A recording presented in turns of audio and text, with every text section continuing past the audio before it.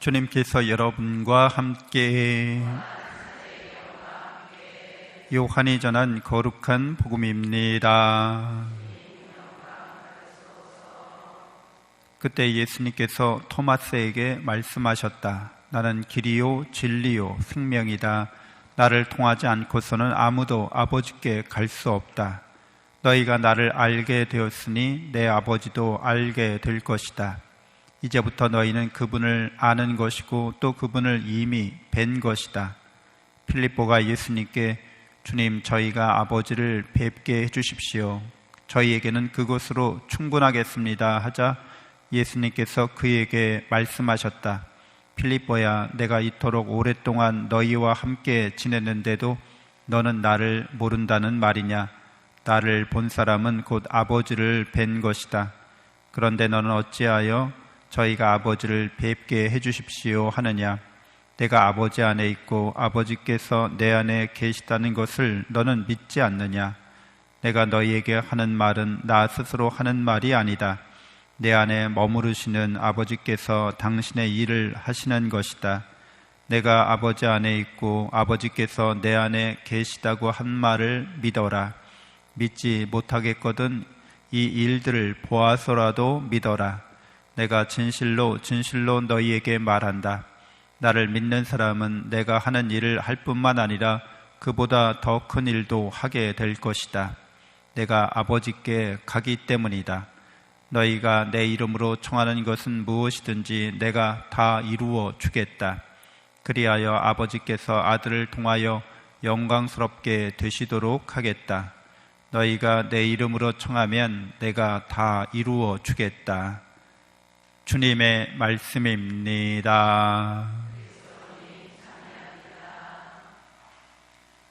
참 예수님, 하나님의 복동이 고맙습니다.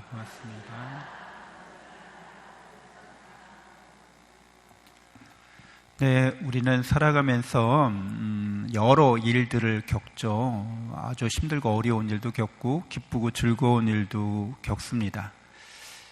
그래서 울다가 웃기도 하고 웃다가 울기도 하죠. 네, 울다 웃으면 어떻게 된다고 어렸을 때 그랬는데 그게 인생이잖아요. 이렇게 어른이 돼가는 거죠, 이제 우리는. 그런데 참 덧없기도 하죠. 그래서 이렇게 막 웃다가 웃을 일이 생겼다가 갑자기 울 일이 생겼어요. 그러면은 좀 그렇잖아요. 이게 감정을 변화시키는 거잖아요. 막 이렇게 가볍고 즐겁고 하다가 무겁고 어둡게 확 변하는 거죠. 날씨가 쾌청했는데 갑자기 소나기가 오는데 확 변해요, 날씨가. 그러면 아우, 날씨 참 이상하네 그러잖아요. 우리도 마찬가지인 거죠. 살면서 이제 그런 경험들을 하게 됩니다. 저 같은 경우에는 이제 새벽에 장례 미사를 끝나고 몇 시간 후에 혼배 미사를 해야 돼요. 그러면은 장례 미사 때는 장례 미사를 지내기 위한 기분, 감정, 이런 묵상 이런 거 하고 혼배 미사 때는 또 이렇게 하잖아요. 그러면은 약간 좀 헷갈릴 수도 있는 거죠. 그러나 장례는 장례고 또 혼배는 혼배니까 슬픈 일이고 이건 기쁜 일인데 그거 두 가지가 같이 우리 사이에 일어나고 있는 일이죠. 그래서 우리 그리스도인들에게는 인생을 산다는 것이 어떤 의미가 있는지 확실하게 오늘 제1독서에서 바오로 사도가 얘기하고 있는 것처럼 여러분이 이 복음을 받아들여 굳게 지킨다면, 여러분이 헛되게 믿는 게 아니라면 여러분은 이 복음으로 구원을 받습니다 라고 이렇게 우리에게 강력하게 일깨움을 주고 있는 거죠. 이게 가장 중요하기 때문에 그런 거죠. 복음으로 구원을 받는 거, 받았습니다 라고 말하는 거. 여러분들은 다 복음으로 구원 받으셨죠? 아멘. 네, 영원한 생명과 행복이 여러분의 것이죠? 하느님의 사랑과 은총 안에서 그렇게 되어지는 것이죠? 아멘. 네, 그렇다면 우리가 이미 하느님과의 사랑과 은총의 관계 속에 있고, 그래서 영원한 생명과 행복을 받은 사람이라고 하는 것을 예수 그리스도께서 우리에게 가르쳐 주신 거죠. 깨우쳐 주신 거죠. 믿게 해 주신 거죠. 그분의 삶과 죽음과 부활과 승천의 이 사건이 우리에게 그 모든 걸 말해주고 있는 겁니다. 그래서 예수님을 헛되게 믿는 게 아니라면 여러분은 그 믿음으로 구원받았습니다 라고 성경은 계속해서 우리에게 말해주고 있습니다. 이렇게 구원의 은총을 받은 사람들은 그래서 이 세상을 살면서 겪게 되는 여러 가지 일들을 그 구원의 은총 가운데에서 해석하는 사람인 거예요. 구원의 은총 가운데서 그 일들을 겪어나가는 사람인 거예요. 그러한 일들이 내가 받은 그 구원의 은총을 더 풍요롭게 한다는 거죠. 그래서 좋은 일만 있기를 바라지 않습니다. 그렇다고 일부러 나쁜 일을 겪으려고 찾아다닐 필요는 없습니다. 그냥 우리가 일상의 삶을 이렇게 살아가다 보면 뜻하지 않게 좋은 일, 나쁜 일을 겪는데, 구원받은 사람들은 예수 그리스도께서 사신 것처럼, 오늘 복음에서 예수님 나는 길이요 진리요 생명이다 라고 말씀하시잖아요. 예수님의 길을 우리도 걸어가기 위해서 겪는 거예요. 예수님이 좋은 일만 겪으셨겠어요? 나쁜 일을 더 많이 겪으셨죠. 사실 예수 그리스도 그분께서는 사람들의 오해와 편견과 여러 가지 시기와 질투와 인간의 감정 중에 나쁜 감정들을 예수님께 다 토해내는 거죠. 살다 보면 그렇죠. 그런 다른 사람들의 기분이나 감정이 좋지 않을 때 우리가 영향을 받게 되잖아요. 근데 예수 그리스도는 그런 일들을 겪어내시는데 이렇게 인간적이고 세상적인 그런 좋지 않은 경험들이 예수님을 흔들 수는 없죠. 예수님도 물론 영향을 받았겠죠. 영향을 안 받을 수가 있나요? 그러나 잡아뜨리거나 넘어뜨리거나 이렇게 무너지게 할 수 없습니다. 예수님은 길이시기 때문에 사랑의 길인 거죠. 그게 진리를 말하고 있습니다. 하나님의 영원한 사랑이 진리예요. 예수님이 가는 길은 하느님께로부터 이 세상에 오셔서 인간이 되어 오셔서 인간의 길을 걸어가시고 또 죽음의 길까지 걸어가시고 부활하셔서 승천하시는 하느님께 돌아가는 길을 이렇게 걸어가셨잖아요. 우리도 마찬가지라는 거죠. 하느님께로부터 왔다가 하느님께로 돌아가는 인생인 거예요. 그러니까 그 길을 걸어가면서 겪게 되는 일들이 예수님이 말한 진리와 진실을 드러내게 하는 거죠. 사랑으로 그 일을 겪으라는 거예요. 여러분, 사랑으로 우리가 일을 겪을 때 어떤 일이 우리의 사랑을 진실하게 하고 성장하게 하죠? 좋은 일인가요? 나쁜 일인가요? 좋은 일도 물론 이렇게 좋은 일이 생겼어요. 가족과 친지와 그래서 막 기뻐하고 감사하고 축하해주고 그러나 나쁜 일이 생겼을 때는 어떻게 해야 되는 거예요?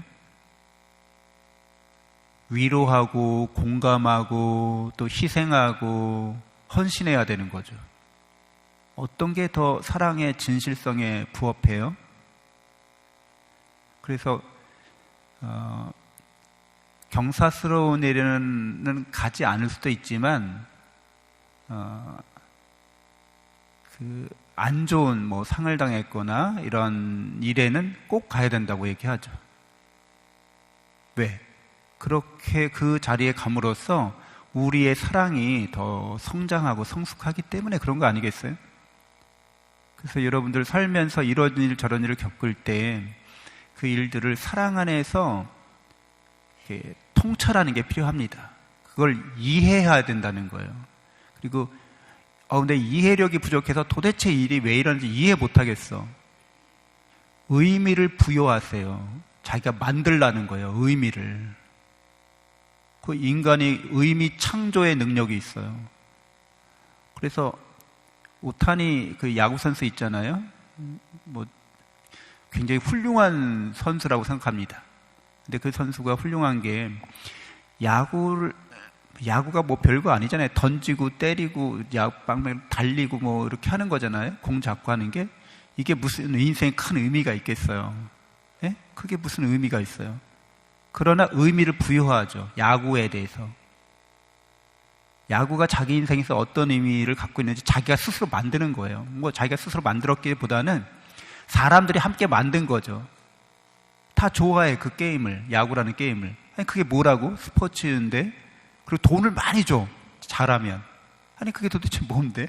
하여튼 사람들이 만든 거예요. 의미를 만든 거예요, 그렇게.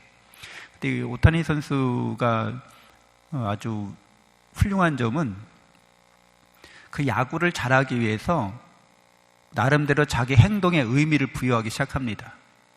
그래서 이렇게 막 길 가다가 쓰레기를 하나 주워요? 그러면 의미 부여를 해요. 이 쓰레기를 줍는 건 남이 버린 복을 내가 갖는 거야. 선한 일도 하고 복도 갖는 거야.